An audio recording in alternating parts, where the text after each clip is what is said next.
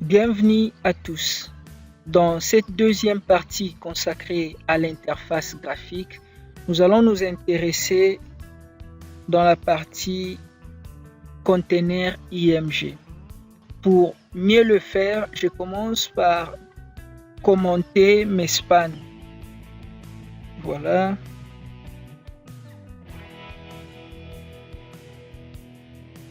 Je la commente. Je viens également ici. Je vais la commenter également. J'actualise. Mes éléments sont partis. Alors, je m'y attaque directement à mon container IMG. Container IMG. Là, je viens là à l'intérieur.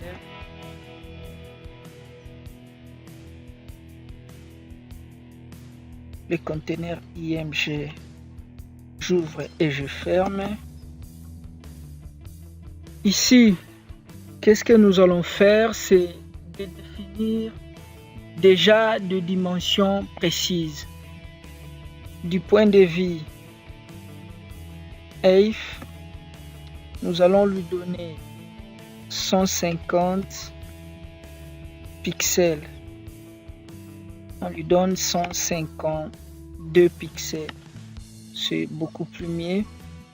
Je lui donne une bordure.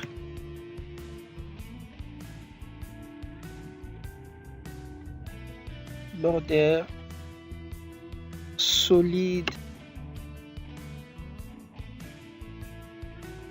1 pixel et des couleurs de 2. J'actualise. Voilà un peu la taille de mon conteneur. Alors, je descends un peu plus bas. Je prends miniature qui est le conteneur qui contient les images. Lui également, miniature. Celui-ci, je vais lui donner un width de 1200 pixels. Voilà. Donc celui-ci, je lui donne un width qui est largement supérieur. Je mets la bordure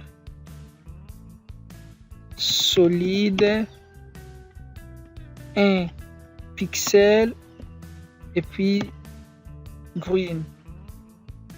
J'actualise. Voilà. Alors, je vais réduire la taille de mes images, de tout ce qui est image.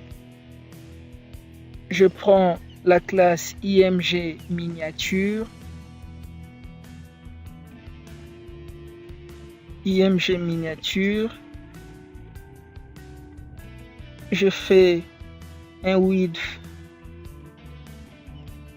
de 150 pixels, un height également de 150 pixels. J'enregistre.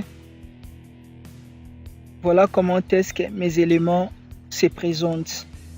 Au niveau de la bordure rouge, c'est mon conteneur. Au niveau de la bordure vert, ce sont les images. C'est le conteneur qui renferme le miniature.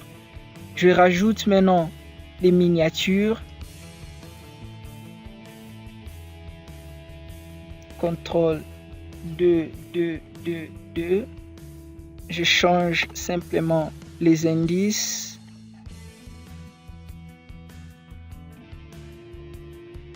Voilà.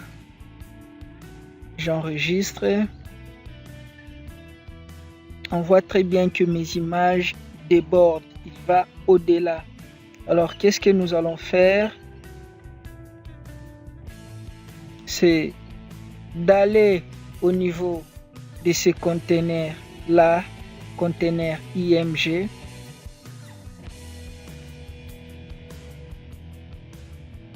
Conteneur IMG, on fait overflow hidden. J'enregistre. Voilà le résultat que nous avons. Alors, je vais réduire la taille de celui-ci pour permettre à ce que les autres éléments puissent se retrouver, notamment mon span. Je fais container IMG, je change sa nature, je le mets à inline block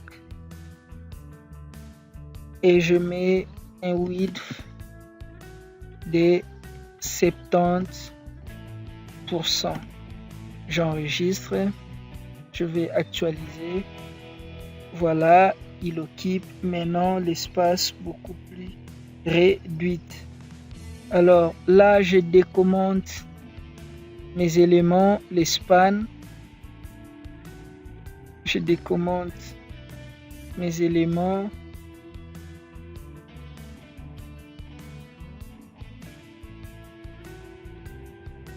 J'enregistre. Je peux actualiser. On voit là mes éléments apparaissent mais un peu en bas. Je vais rajouter vertical align top. J'enregistre. Je vais également sur BTN droite. Je rajoute vertical align top. J'enregistre.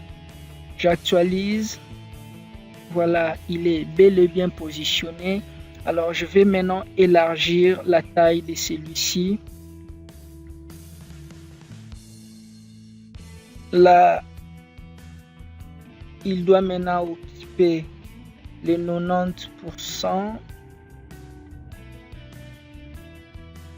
On voit qu'il est maintenant très bien positionné. Je vais simplement ajuster celui-ci, les images, le BTN.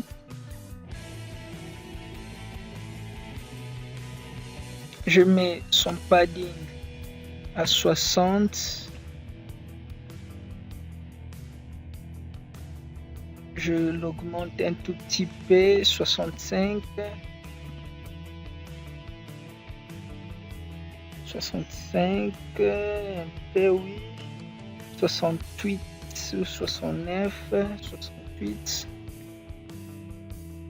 Voilà, avec 68, ça marche parfaitement bien. Je descends encore. Sur celui-ci, je change également à 68.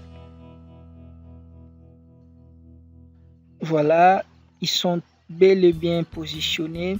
Alors, ce que je dois maintenant rajouter, c'est de changer la nature du curseur lorsqu'il surmonte, lorsqu'il survole ces éléments. Je viens là, je commence par le BTN droite, le BTN droite, je lui dis tu changes curseur, tu les mets en pointeur, mais également les background,